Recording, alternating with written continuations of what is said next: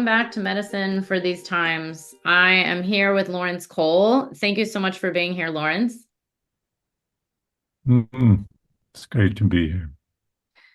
So I met Laurence about, a month and a half ago, something like that, a month ago, at a grief tending ritual that he was leading. And it was very profound and life-changing. And wow, this is definitely the medicine we need for these times that we're in. So I'll do a quick intro to Laurence and then we'll get into it. So Laurence Cole is a song elder and ritualist based in Port Townsend, Washington. An abiding thread throughout his life has been a longing to discover when, where, and how human beings have lived in respectful, sacred, equitable relationships with each other and the rest of nature, and what arts, ethics, and practices enable them to do so and pass such attitudes and behaviors on to the coming generations. In these profoundly challenging times, characterized by separation, polarization, and the commodification of nearly everything, and the consequent damage such a culture is wreaking on the life support systems of this world, the capacity to stay together and work cooperatively as a people is crucial for effective healing and restorative action in all realms. The communal arts of singing, group singing, ritual, and the collective crafting of beauty are primal technologies of connection and belonging, and have been the integral bedrock of all viable and regenerative cultures through the deep time of our presence here on Earth. When we take steps to reclaim that heritage, making use of nothing more than what we were born with, our bodies, our hearts, our voices, our spirits, we can once again experience the bonding recognition that our true wealth is each other and that all flourishing is mutual. Laurence has been facilitating and offering community grief tending gatherings throughout North America for about 15 years. His primary teachers and influences have been Sobonfu and Malidoma Somé, Angeles Arrien, Michael Meade, James Hillman, Francis Weller, Joanna Macy, and Martín Prechtel. He is an advocate for this work, not only for the ways it can bring release and healing for individuals, but also for the ways it can enable a renewed sense of respectful connection and belonging for groups of folks working together for restoration of mutually flourishing community. Wow. Thank you so much, Laurence, for being here. I'm so excited to have you and get into this. I met you and I did this profoundly life-changing ritual, which I will say I have felt reborn since that weekend with you. I personally was in a very deep grief portal for almost a year and 3/4, it feels like, maybe 2 years, maybe longer. And then the ritual was just so impactful. But I would love to know, what is your story? How did you get into this grief work and working with your teachers? Well, as it said in your intro, that interest I was I think, a fairly early critic of the culture I was living in. I could go back all the way to early childhood, but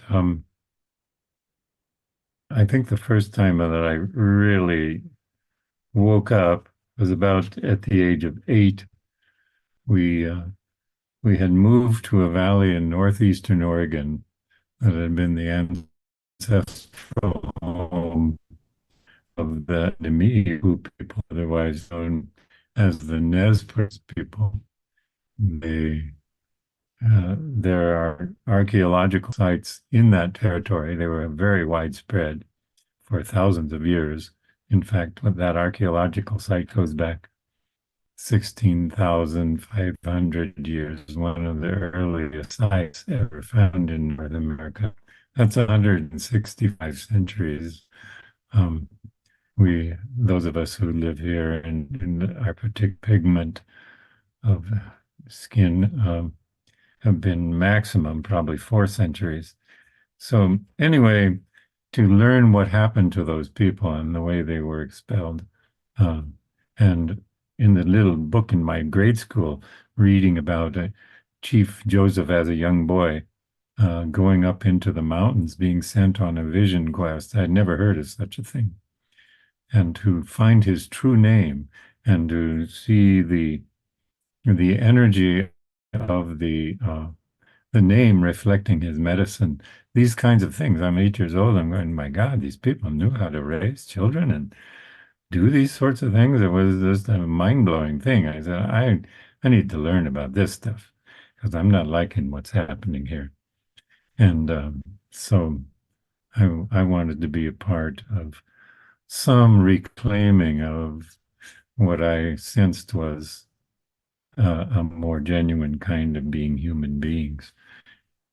That started me on a long course, which I'm still on. I'm going back to that same valley with a whole group of young people and taking them on to the place where my vision quest was up in those hills back when I was 50, 30 years ago. And so anyway, it's a thread that I've been following for quite some time. But as far as I thought, okay, I started following Eastern religion, and Taoism particularly appealed to me. And then I got involved in teaching meditation, transcendental meditation. When the Beatles got into it, I was like, oh, okay, all right. I actually was I lived in the Haight-Ashbury in those days in San Francisco, and I was in the Grateful Dead house, and every rock band in the world had started transcendental meditation because the Beatles were doing it, and there was Jerry Garcia in the kitchen of the Dead house, and I said, "Oh, I heard you got into TM," and he said, "Oh yeah, we're digging it." He probably meditated for about another week and a half, but I got into it and loved it. But the thing is, and other spiritual things that I got into were pretty much all about bliss and sort of even tenured, peaceful, and always, the thing was to just not get uptight and not get angry, and certainly don't cry. What's wrong with you?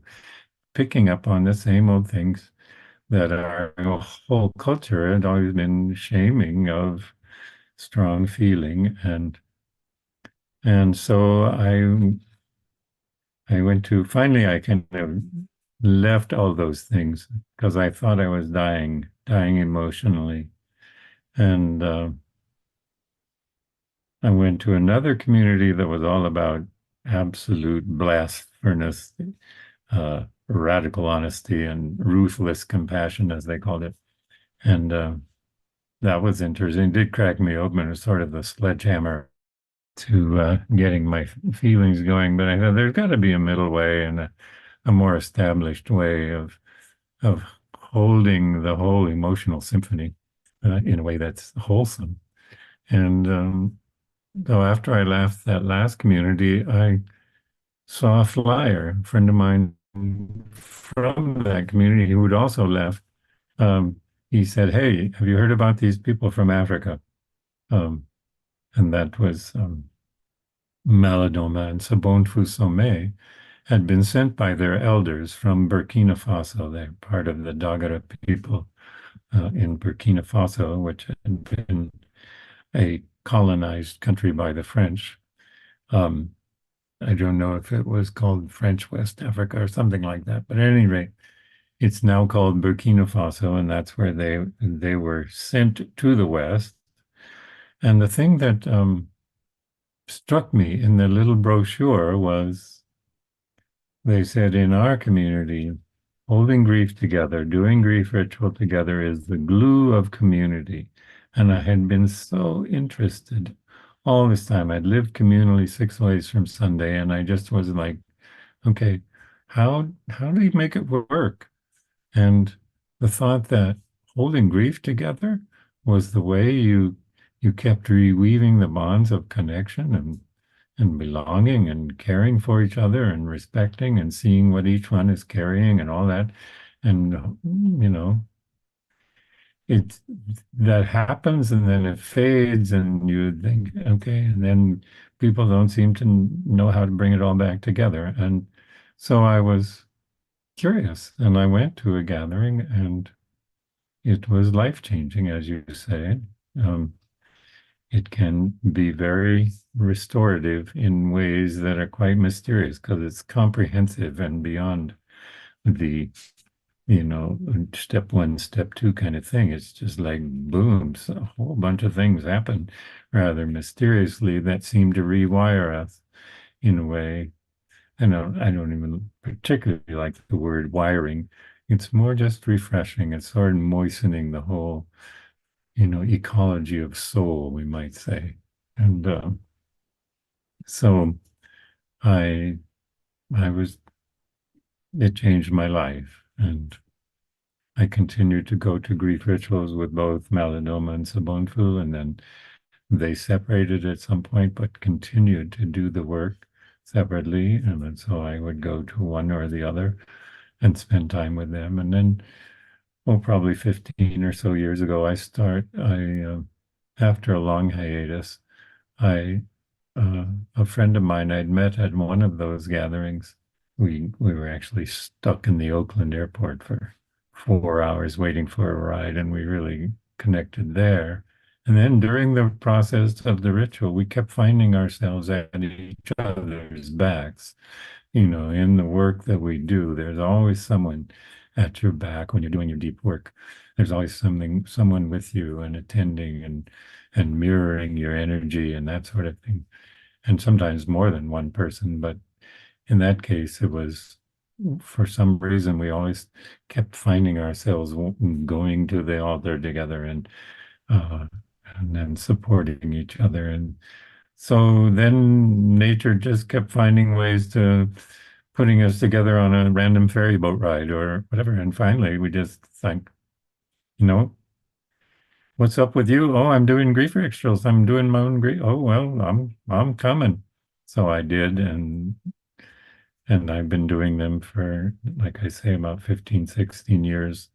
And nowadays it's almost once a month with various people that I work with. And we've been doing mentoring programs for people interested in getting into doing the work because, as they say, there is a crying need. And it's interesting. I love these figures of speech that tell deep truths. So Thank you for sharing.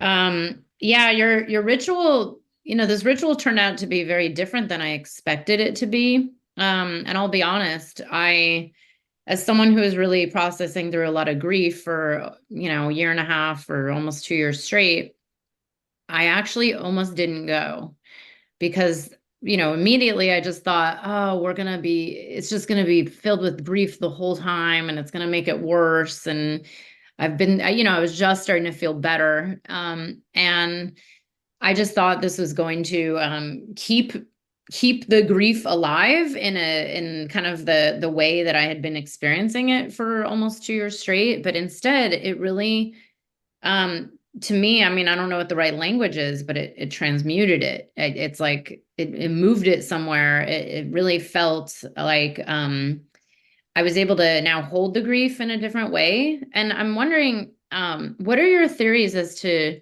well, first let's talk about, well, if you're allowed to, like a little bit about the ritual itself. So the weekend opened with you singing songs and well, all of us singing songs with you. And not only songs, I'm talking 4-part harmony songs, which were just so fun to sing. And I was like, wow, singing it seemed like the foundational piece of this ritual. Is that something that your teachers had taught you, or is that something you brought in? Like, where's the singing come in to this grief work? Like why singing instead of crying and screaming? mhm. Well, we use this phrase, technologies of belonging and connection. And that the first time I heard that was from Malidoma, that really ritual is just a technology of belonging. Anyway, as I mentioned before I met these folks, I did a year of training with another teacher, Angeles Arrien, who speaks of the four healing salves that we all carry. And essentially, I'm a techno fuddy-duddy Luddite kind of a guy, and um, I love things that we carry from birth that aren't the fancy crafting of arcane machinery to uh, to make profit on, but something everyone has access to, which is, and these healing salves are singing, dancing, storytelling, and silence. And they are restorative even in as we do them alone. But in grief ritual, all of them happen. We tell very deep stories to each other. We listen intently. We sing to build the container, to build a sense of connection and aliveness. That group singing is when it happens, and when it happens in a way that people move through, oh, I can't sing, and realize it doesn't matter. It's it's not performance. It's about joining your voice with others and finding how the attunement happens spontaneously because our bodies know how to find attunement with other energies, and we lock in when there's something off, and then it comes and nestles in, and then you feel yourself being held by other voices and other hearts, and you hold your parts together until you become a partnership. And that's a vessel that takes you somewhere you can't go alone. Even if you're a great singer, wonderful, you're not going to get to the same place that singing together can create. And it's a tapestry of woven beauty and meaning that we generate together. And it wraps us in this mysterious kind of cohesion, a mist of wonder that, oh wow, look where we are, where not just what we did, where we are because we did it, and how we feel together because of that. And that is the container into which spirit likes to enter. We say making beauty feeds feeds the spirit realm. So spirit eats beauty, and so we start as soon as possible making a feast for the spirit to be present, both our individual spirits and the spirit of the living world and of this whole sacred creation is drawn to these nodes of beauty. And when that happens, then I'm just thinking of this, where two or more of you are gathered together, there I am also, is a phrase from the Bible. There the Holy Spirit is as well. When we come together in cohesion, in coherency, and in a shared expression of tonal beauty and tonal meaning, you can say as well. And those things blend. And it's beautifully done without any electronics at all. Just us. I like to say just us is another word for justice. It's when we realize we need each other and everyone matters. It wouldn't be the same sound. It wouldn't be the same beauty if everyone who's brought together. And again, it's the whole notion that there are no accidental gatherings. Whoever shows up are exactly the right ones. And we've been called by spirit into that place. So there's all these things that, well, I was listening to some of your podcasts and talking about, psychedelics and so on. This is the kind of language that people I haven't used psychedelics since the 60s, but I certainly had my experience, and, everybody can kind of grok what I'm talking about here, is that there are ways to transform the way we perceive the more than human influences that are actually benign and creative in terms of creating connection and a sense of interwoven interdependency, that everything's connected to everything else, and it's smart. It's not chaotic there is chaos, but there is also wisdom that's beyond our our own unique imaginal creation. It's mutually dependent on everything else that's happening. So anyway, I won't go on with that, but just that's why we do singing. That's a long answer.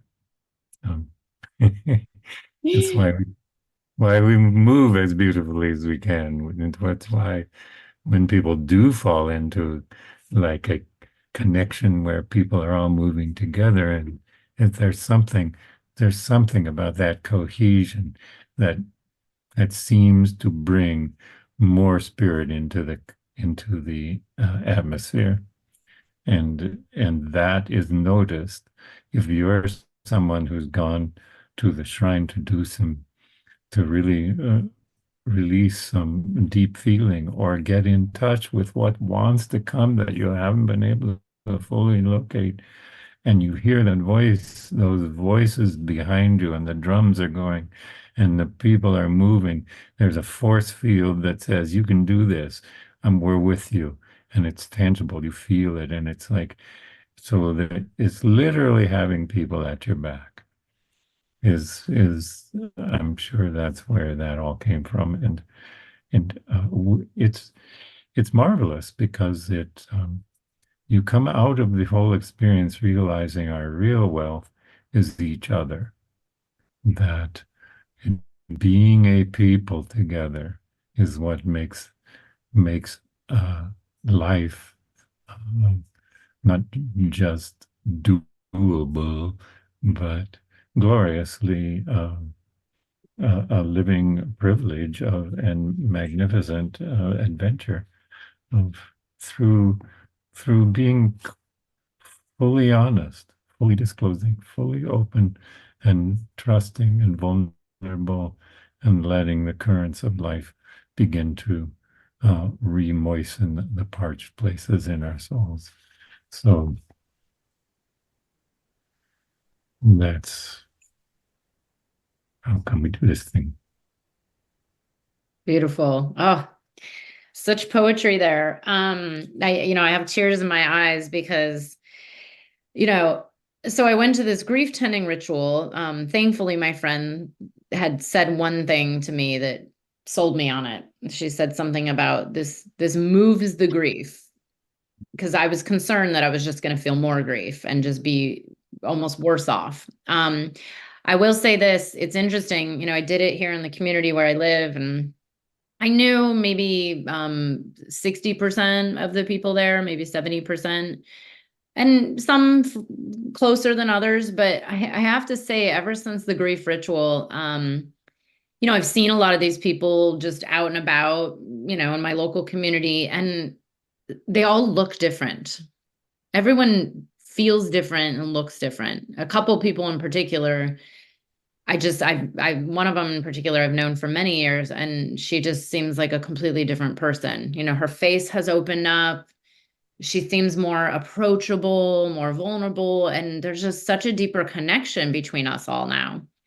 And I feel like it's made me actually much more vulnerable in general to most people. And I've always been pretty open and pretty, kind of that, like, I don't really care what people think, and I'll just, lay it all out. But ever since this ritual, it's a weird, there's been a shift where I feel much more connected in general. Like I actually do belong on Earth, as much as sometimes I question that, or sometimes I don't want to be here.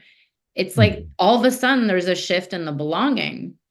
And I think other people that went with me would probably have agreed. And the fact that we did this in our local community with a lot of people that lived in our local community, it just feels like it's tighter now. Like I feel like they're really going to have my back and vice versa if the day ever needed to come, even though we're not maybe the closest of friends.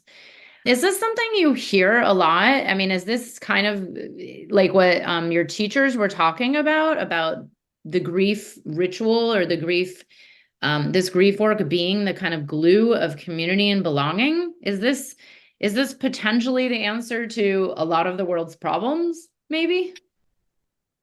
Um, I certainly believe so. And yes, I mean, they were the Malidoma and Sobonfu, they were recognized essentially before they were born, but I mean, in their culture, um, people, they're essentially known who they are and what medicine they're carrying. And that, in fact, Malidoma's name was given to him by his grandfather, means makes friends with the stranger or the enemy.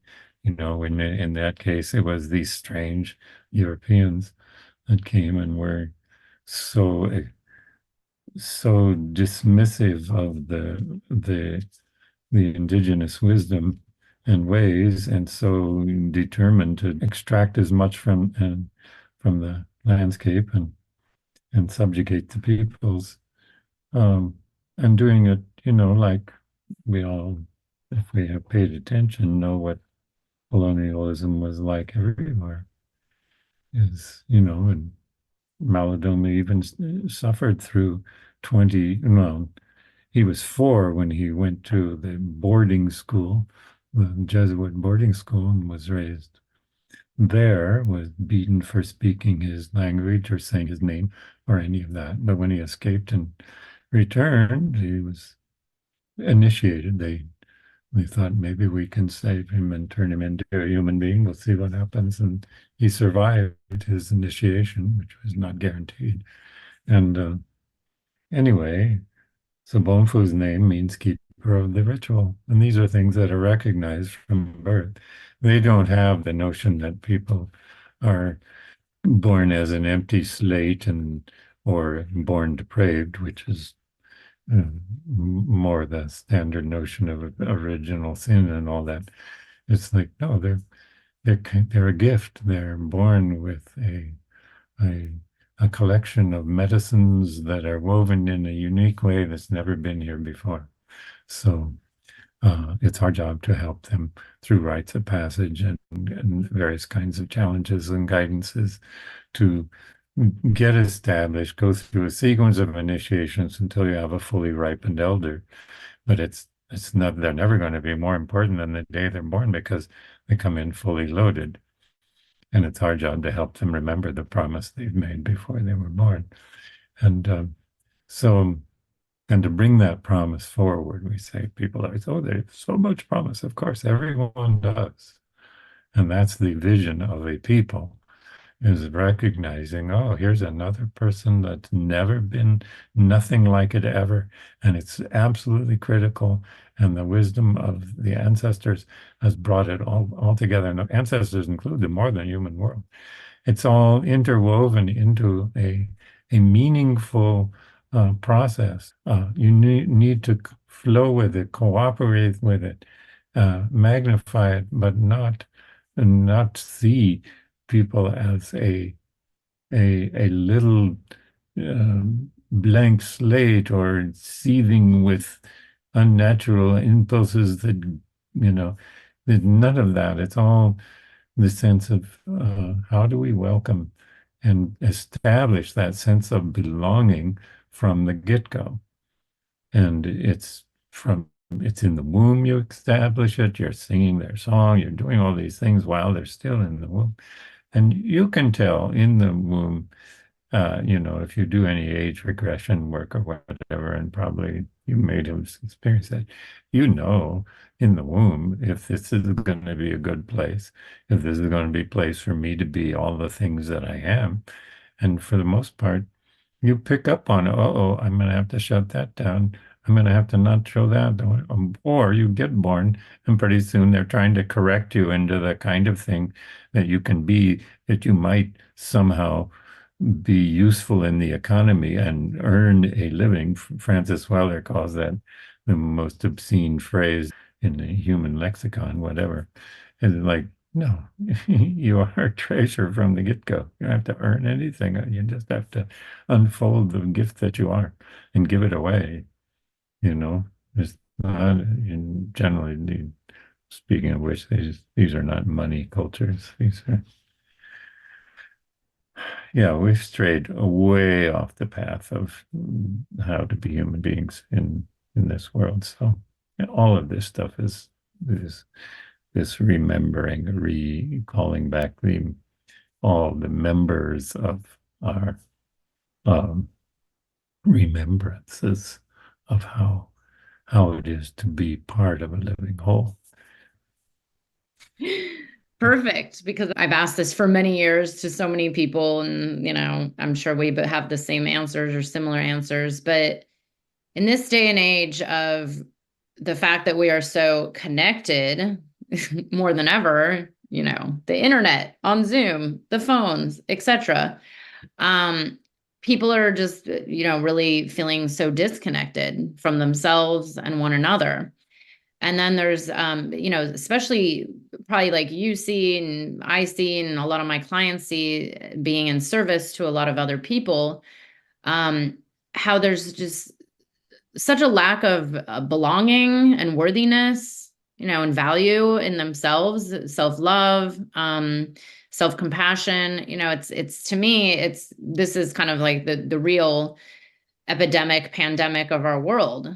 I actually did a lot of internal work last year in the middle of all my grief portal of like, why is it that humans just hate ourselves so much? And why is it that there's such a problem, like where no one, and I shouldn't say no one, but it's taken a lot of work for even, me to value myself. And I see this a lot with clients. There's this lack of, feeling like they belong, and everybody's afraid of shining their light because they're afraid of what people will think. And are they going to lose everything? Are they going to get canceled? Are they, disowned by their family? I mean, I've heard everything. What went wrong along the way? I'm just curious, what is your take on this kind of and you mentioned the primordial wound in modern society. Like, what happened and how long ago was it?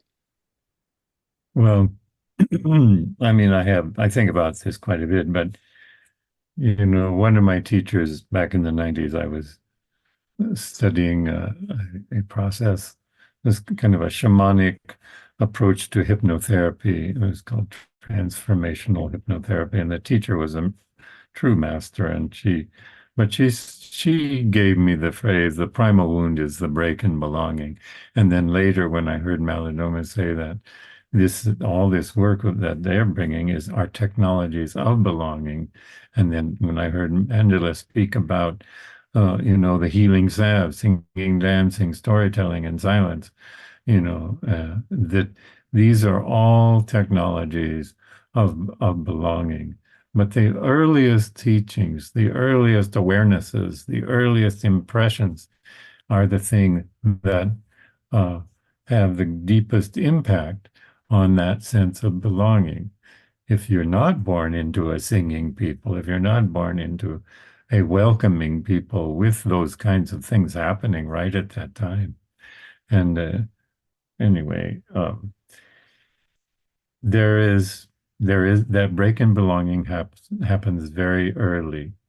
And then if you live in like a nuclear family, uh, I don't know if you've ever heard of Mickey Kashtan. She's an amazing teacher, sort of the ongoing evolution of nonviolent communication and NVC and this sort of thing. But she's an amazing teacher. And she says, and I've known this, but I never heard it put so succinctly, the nuclear family is a recipe for low capacity. And and we always would say, it takes there's an African proverb, it takes a village to raise a child. Um, and Sobonfu said, no, we don't say that. We say it takes a village to keep the parents sane. It's like and what Mickey Cashtan brings out is we're born and we're hardwired. We couldn't be the people we are. We're meant to be if we weren't essentially maternal, instinctually maternal in our way, because we all are born premature. Our heads are too big. If we were born like a baby deer can walk in 2 days, or even the first day, or all these things, our heads are too big for that. we have these giant brains that would kill our mother if we were born ready to live out here in the world in a good way. We need people to take care of us, and we're a lot. It's more than it's more than just one or two people can handle.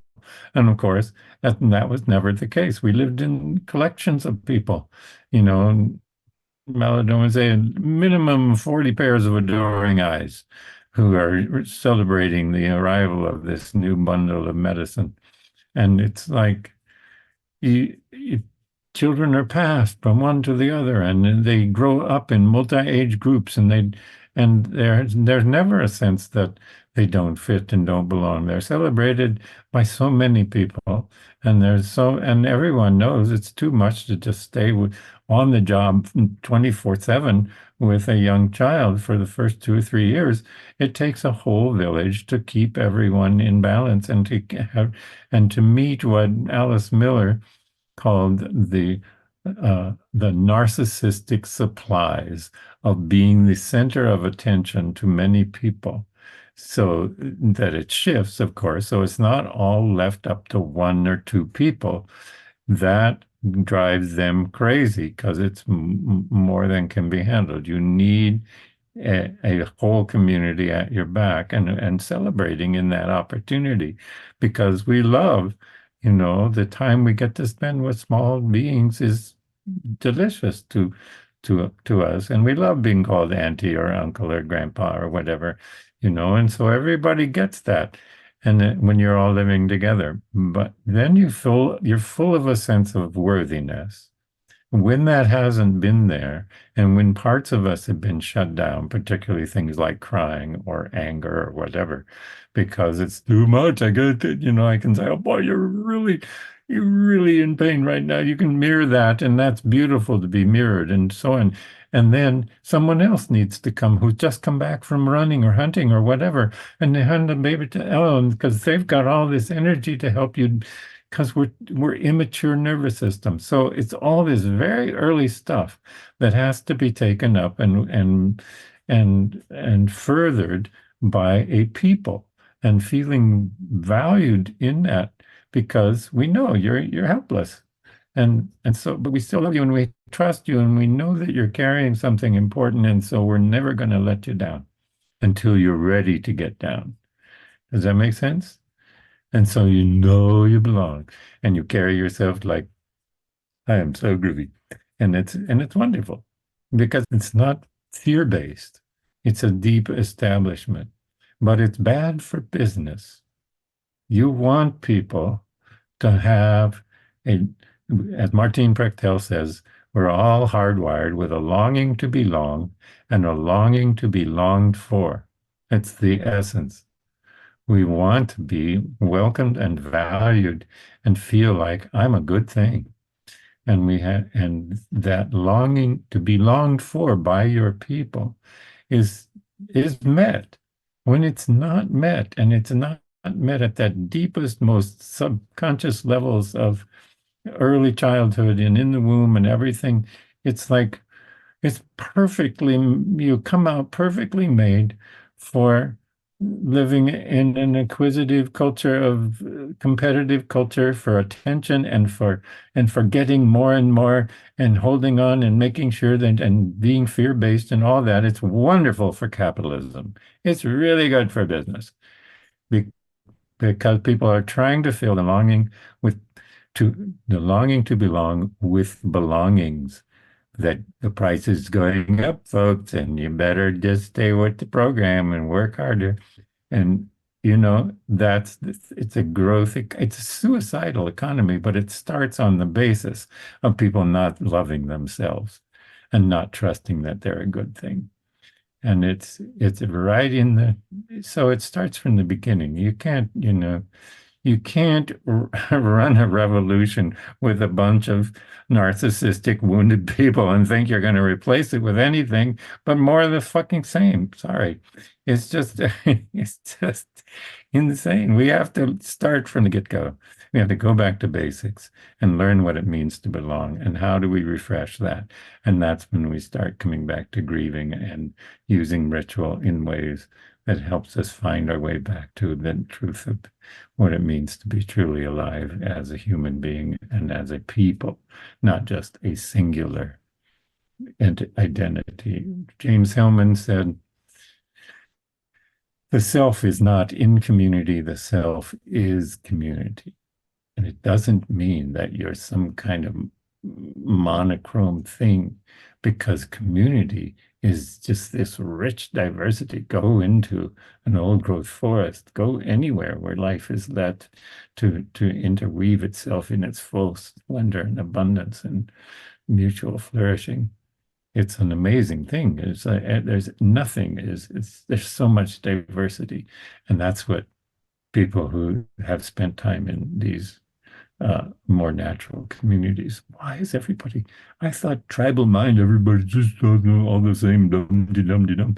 No, it's like every one of them are just such amazing, different people. I'm like, ha! And yet you know, somebody needs something. Everybody makes sure they get it. It's like they don't barter. It's not like, oh, going back to the barter system. Man, you do that with, you don't try to get a good deal. People need something, you make sure they have it. It's not about equal pieces of the pizza. It's about making sure everyone has enough, because everyone matters. And everybody's needs shift and change, and let's pay attention to each other and care for each other. That's the maternal instinct that starts from those early days and minutes even, and even pre-birth, that our people carry. If they've received that, they naturally want to give it on. And giving that is, we have the word contentment. It means what do I contain?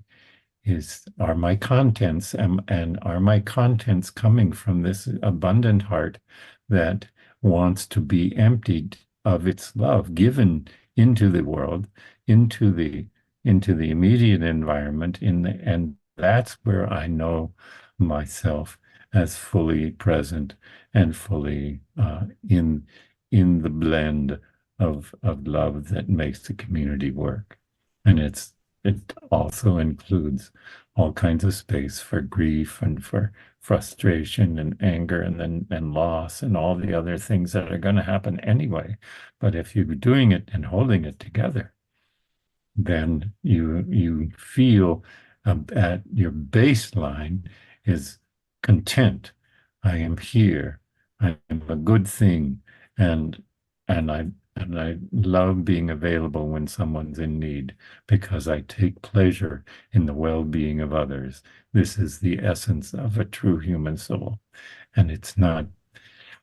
And that's the irony of things. That even at the time of, when the Puritans showed up, the early that's what they were trying to get back to, the pure teachings, you know, of, Jesus was saying, hey, someone needs your coat, give them two, make sure, you know, take care of each other. It's basically do this. I'm trying to show you how you do it. Go out and do likewise. You call it miracles because you're so wounded with your breaking belonging. You didn't go there. And the point is, that's what we're like. That's how we are. This is really incredible what you've shared. It's very illuminating, and sometimes it's the basis of my grief, the irony, the world. So as someone who's, doing this grief medicine, bringing it to more people, trainings, tending, but then has this awareness of, kind of these primordial wounds and kind of like the threads of what has gone wrong. And I put that in quotes because I try to believe that maybe what is wrong is actually okay. But I don't know, it's very hard because it still causes sadness and grief. But what is your feeling on these larger scale, issues on planet Earth? Like, do you accept that this is just okay and this is where we're at, and the Earth, humanity needs to go through their own initiation, their own, dark night of the soul, or do you have hope that maybe in a few generations or even possibly this lifetime things could change? I mean, how do you cope with this reality of even just what you said about like these cultural disconnection and lack of belonging, and also throwing in capitalism and systems, and we could go on and on, but how do you sit with it? Or is this just the grief that we all need to process? I think I might have mentioned when I was back there, that new saying I'd heard from Malidoma. It's it's not a good idea to seek perfection in the immediate. It is a good idea to say, here I am, I know nothing. I only know this. I can show up. Showing up with all your inabilities qualifies you to be hired by the Spirit to do the impossible. And you can say, oh God, it's impossible. On the other hand, oh, we're not in charge. And my Angelus would say, the way of wisdom is to walk at ease in the land of not knowing. And so all I know is I can show up, and I can find that the more I'm present for my own feeling and other people's feeling, and my sense of, doing the regular grieving work, it washes my soul. It cleanses the windows of perception. I'm in love with the world even more fiercely. I'm in love. I find myself growing even kinder and willing to make more space in people I don't like very much or whatever. It's like, wait a minute. It's like something's happening, and I can just keep doing what I'm doing, and then trusting that it's happening. Angelus would say things look bad, and if you're really paying attention during your day, there's an awful lot that is looking really good. And there's so many opportunities to be kind and to be affirmative and all this kind of thing, and to the degree to which you're not focused on, not one of the four basic addictions to her was fixating on what's not working. And so, it's addiction to perfection, addiction to intensity, the addiction to the need to know, and the addiction to fixating on what's not working. And so everyone's got these addictions, but the degree to which you do your work, the degree to which they don't have to run the show 24/7, and you can begin to expand the territory in which you can take another look. In other words, respect where you are and who you're with. And that's what the meaning of respect means. These are spectacles. Spectacles. You take another look. Because the root word spectate, I think it is, means to look. So pay attention to the opportunity to look again and respect where you are and your capacity to love in the midst of it, to at least show some appreciation for where you are and tend to how you're feeling, and give some forgiveness to yourself and pass it along. There's all these opportunities, and as many people are engaged in that as there are engaged in the horrors that make the news. So that's all I can say. I have no idea if we're going to pull through this time, but I love the last words of the poem by Gary Snyder, where he says, the slopes of statistics are all, lay before us, going up, up, as we all go down. But they say in the next century or the one beyond that, there are valleys, pastures. We can meet there in peace if we make it. To climb these coming crests, one word to you and your children: stay together, learn the flowers, go light. And there's so many ways so staying together, do your grief work together, and you'll begin to feel a togetherness that you didn't know was possible. Learn the flowers. Learn what they're really teaching us about reciprocity and making beauty and being a blessing, and while being blessed. And go light. You don't need all this stuff. You don't need what you think you need. That's just weight. That's just a weight to barricade the break in belonging. It just, you belong. Find your way back and live lightly. Live in the light. Take yourself lightly. That's damn seriously. And just do do what's natural. And every day will present you with opportunities. And as Ramdas said just before he died, say yes to the curriculum, because the curriculum is coming at you every second. And that the syllabus you didn't get that in the mail. It's on its way. So, and it's filled with blessing as well as challenge. And let it carve you and shape you and ripen you into your elderhood, because even though creeping decrepitude can be hard, it's also really groovy. So that's my song. The afterlife would have to be seriously groovy to even hold a candle to this life. Is that song on your website? It is. Oh, great. This is amazing. By the way, your songs are so fun to sing. We sang one the other day in our a little song circle. So, and I love how I actually had heard one of your songs before I knew who you were. And I was like, wait, I learned that song from Lisa. And then my friend said, oh, Lisa learned it from Laurence. So love it. But what was it? Doing the impossible? I don't even remember which one, maybe. They're all, I don't know any of them well enough to like blur one off the top of my head, but I recognize a lot of them. But they're just kind of, they flow through many spaces now, which is so beautiful.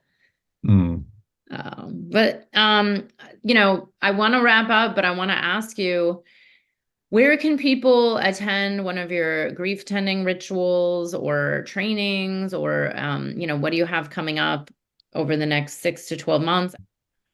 So there is an outfit that I've been doing grief ritual with for a long time. It's called Sacred Groves, and it's on Bainbridge Island, Washington. And that's where we are doing the grief tending mentorship program. And you can find out about that. And we also offer occasional grief rituals there as well. But mostly we've moved more towards more time with people aspiring to do the grief work. And the woman who's the founder of that is the person that I met at those grief rituals back in the 90s. So we go back quite a ways. Anyway, then I do more grief tending with another partner, and that's Ale Blakely. And she has quite a presence on whatever internet things like Facebook and whatnot. I don't do these things myself. So she just says she's got me booked up through 2025. So as long as there's a way to get around, that's where I'm going to be. And you can look at that. I'm sure it's all up on the website or whatever. I actually have a website, laurencecole.com, where you can go and listen to the songs. I'm not so good at posting where I'm going to be doing grief ritual, but maybe if somebody, kicks me in the butt sufficiently, I'll get around to doing that. Maybe I'll do it for you. Because by the way, we'll share both your website and Ala, is it? Ala? Ahlay, Blakely. Yeah, because I found her by searching for you and to find out where these rituals were hosted. And then it so happens that one of my good friends found her music and she has this new album. So we'll put her links in, we'll put your links in, and we'll make sure people can find and Sacred Groves as well. And then maybe I'll have to bring her on and do another podcast interview about grief tending with her as well. Been doing something just about every month. And then interspersed in that has been the work with the mentees, and we usually have about 35 people that we go through about a 6 month program. Zooming most of the time, and then we get together for an extended period of time, which is really wonderful. By then, it's amazing how much connection and closeness you can develop through the Zoom work. And then when we get together, it's really quite beautiful. And so it's happening. I'm assuming there's also more a growing interest in this work, I'm assuming, right? The last few years, especially. Mhm. Yeah. Yeah, very much so. Used to, in particular, we got 13 people or something. It was like, whoa, okay, let's do this thing. And oh my God, a man came. Woo, what's that about? And then nowadays it's pretty even, and there's groups of all men getting together and supporting each other in their grief, Mm. which is really beautiful. So there is hope. There's hope. That's exactly what I was just thinking. There's hope, Yeah. and thank you, men, for doing this work. Well, thank you, Yeah. all humans. And Laurence, thank you especially to you. Again, I can't thank you enough. I'm so glad I said yes, and I can't wait to attend another one, and who knows, maybe even come out to the West Coast. And I thank you so much for your time. Thanks so much. Yeah. It's been beautiful. I really appreciate this time with you. Thank And you. hopefully we'll see each other in the real deal before Yes, too we long. will. All Definitely, right. if not sooner, definitely next year. Or I think she said, maybe same time period in the spring. We'll see. Thank you. Okay. Much love. Much love Bye. to you.